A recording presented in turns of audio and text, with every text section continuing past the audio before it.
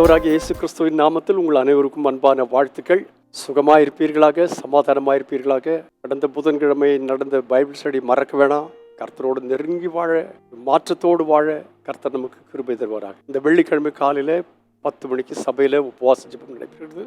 முடிந்தவர்கள் எல்லாரும் நீங்கள் வந்து கலந்து கொள்ள உங்களை நான் அன்போடு அழைக்கிறேன். இன்றைய தினம் ரோமருக்கு எழுதின நிருபம் 15ஆம் அதிகாரத்தின் ஒரு வசனத்தை வாசிக்கிறேன். 13ஆம் வசனத்தில் சொல்லி இருக்கிறது, பரிசுத்த ஆவியின் பலத்தினாலே உங்களுக்கு நம்பிக்கை பெருகும்படிக்கு நம்பிக்கையின் தேவன் விசுவாசத்தினால் உண்டாகும் எல்லா விதமான சந்தோஷத்தினாலும் சமாதானத்தினாலும் உங்களை நிரப்புவாராக. ஒரு சின்ன வசனம், ஆனால் நிறைய காரியங்கள் அதில் அடங்கி இருக்கிறது.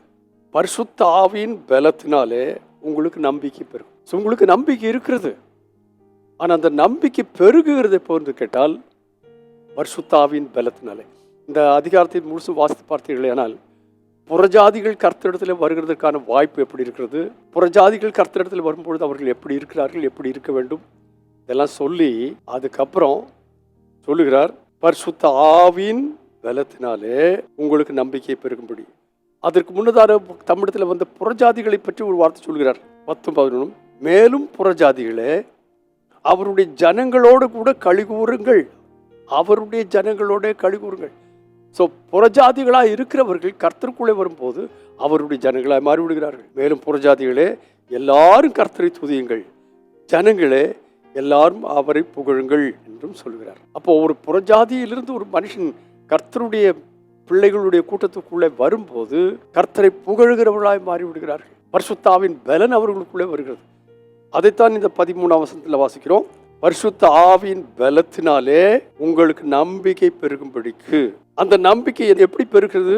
நம்பிக்கையின் தேவன், நம்முடைய தேவனாகிய கர்த்தருக்கு பல பேர்கள் இருக்கிறது. அதில் ஒரு பேர் நம்பிக்கையின் தேவன். அந்த நம்பிக்கையின் தேவன் விசுவாசத்தினாலே உண்டாகும் எல்லா விதமான சந்தோஷத்தினாலும் சமாதானத்தினாலும் உங்களை நிரப்புவாராக. இந்த வெள்ளிக்கிழமை காலையில் நீங்கள் எதனால நிரம்பி இருக்கணும்? எல்லாவித சந்தோஷத்தினாலும் எல்லா விதமான சமாதானத்தினாலும். ஆவியின் கனியில முதல் 3 என்ன சொல்லியிருக்கேன்னு கேட்டா, ஆவியின் கனியோ அன்பு, சந்தோஷம், சமாதானம். அப்போ இவர்கள் எல்லாம் பெருகுகிறது எப்பொழுது என்று கேட்டால், பரிசுத்த ஆவியினால் ஏற்படுகிற பலத்தினாலே உங்களுக்கு நம்பிக்கை பெருகிறது. அந்த நம்பிக்கை பெருகுகிறதுனாலே விசுவாசம் உண்டாகிறது. அந்த விசுவாசத்தினாலே எல்லா விதமான சந்தோஷமும் எல்லா விதமான சமாதானத்தினாலும் நாம் நிரப்பப்படும். இன்றைய காலை வேளையில இந்த நாள் முழுதும் நீங்கள் வீட்டை விட்டு இந்த வசனத்தை வாசித்து இறங்கும் போதே எல்லா விதமான சந்தோஷத்தினாலும் எல்லா விதமான சமாதானத்திலும் நிரப்பப்படுவீர்களாக.